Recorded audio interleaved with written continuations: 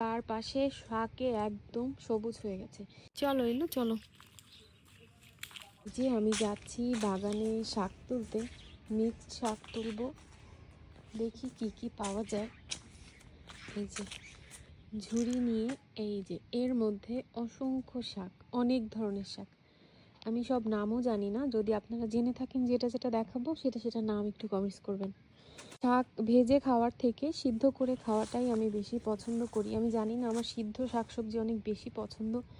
দেখতেই পাচ্ছেন চারপাশে শাকে একদম সবুজ হয়ে গেছে, কিছুই লাগাইনি। আল্লাহর রহমতে আল্লাহ রিজিকের ব্যবস্থা করে দেন মানুষের। তো আমি দেখি কি কি শাক পাওয়া যায়, না লাগাইতে এগুলা হয়েছে। এই শাকটা চিনি, এই যে শাকটা, এটাকে বলে নোটে শাক।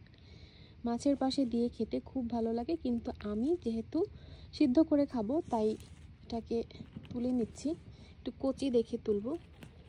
এই তো এখানে একটা কুমড়ো শাক হয়ে আছে। আর মেয়ের ভাত বসিয়ে দিয়েছে চুলায়, তো ভাত হয়ে আসার আগ মুহূর্তে আমি এই শাকটাকে জাস্ট ভাতের পাশে একটুখানি বসিয়ে দিব। এতে 5 মিনিটেই শাকটা নরম হয়ে যাবে আর ভাতের সাথে মেখে খাওয়া যাবে। কি পরিমাণে ফ্রেশ, মাশাল্লাহ। আগার দিকে দুটো কুমড়ো পাতাও নিব, একদম ছোট গাছ, কুমড়ো হবে কিনা জানি না, তবে একটু ছিঁড়ে নেই। দুটো তিনটে কুমড়োর পাতাও নিয়েছি, এই দুটোই আছে নেওয়ার মতো, তো এটাও নিয়ে নিলাম। আরও কিছু নোটে শাক নিব, দেখি। এখানটাতে পুরো নোটে শাকে ভরে আছে। আমি এখান থেকে আরও কিছু, যেগুলোতে ফুল আসেনি এরকম দেখে কিছু নিব।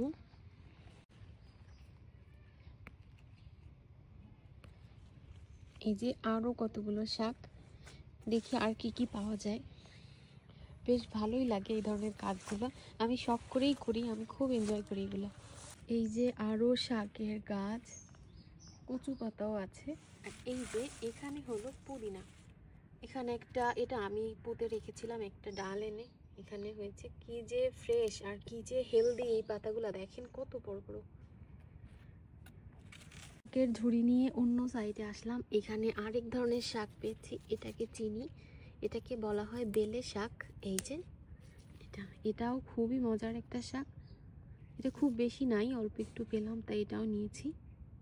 এই যে একটা শাক, আমি নাম জানি না, বলতে পারছি না, তবে এটাও আমি খেতে দেখেছি। এই যে আরেক ধরনের শাক, ছিঁড়ে নিলাম। লাউ শাক আমি দেখেছি খেতে, কিন্তু জানি না এগুলোর নাম আসলে কি। কুচার শাক, এটা চিনি। কচি পাতা কয়েকটা নিয়ে নিচ্ছি এখান থেকে, কচি দেখে নিচ্ছি, কেননা আমি ভাতের উপর স্টিম করব, গরম ভাতের উপরে সরাসরি আগুনে দিব না, তাই কচি দেখে নিচ্ছি। এটাও নিয়ে নিলাম। দেখি আর কি কি পাওয়া যায়, আমি আসলে চিনি না ভালো, এই জন্য কালেক্ট করতে পারছি না। এই যে মহারানী আসছে, আমি যেখানেই যাই না কেন সবসময় আমার সাথেই থাকে। আমাকে যখন দেখলো শাক আনতে যাচ্ছি তখন আমার সাথে এসছে। এটা কি শাক বলেন তো? এটা হলো ছোটবেলার যে বিজ্ঞান বইতে ছিল, পেপেরোমিয়া, যে রঙিন পানিতে ভিজিয়ে রাখলে পাতাটাও রঙিন হয়ে যেত, সেই শাক। এটা কিন্তু খুবই সুস্বাদু শাক, আমি কিন্তু আগে জানতাম না। এই ধরনের শাক খাওয়া আমি আমার শাশুড়ি মায়ের কাছ থেকে শিখেছি। তো এই তো, যে এটাও নিয়ে নিচ্ছি, এটাও খুব দ্রুত সেদ্ধ হবে ভাতের উপরে দিলে। এটাও নিয়ে নিচ্ছি। এই যে এখানে অনেক আছে, ছোট ছোট, এখনো ম্যাচিউর হয়নি, বড় হলে একদিন এটা দিয়ে একটা রেসিপি করে দেখাবো। এই যে অনেকগুলাই হলো মোটামুটি। ও আছে, এখানেও হয়ে আছে, এগুলাও নিব। এই যে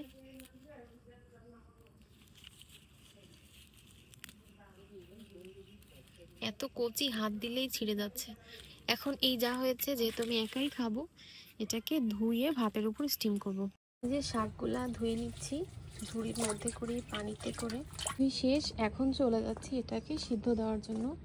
সকালের ভাত প্রায় আমি রাইস কুকারে করি, আর দুপুরে আমাদের চুলায়, কাঠের চুলায় আমার মেয়ে ভাত রান্না করে, তো আমি সেই ভাতের উপরেই দিব। ভাতের উপরে দেওয়া ক্লিপটা শ্যুট করতে পারিনি, আমি গোসলে গিয়েছিলাম, আমার মেয়ের দিয়ে দিয়েছে।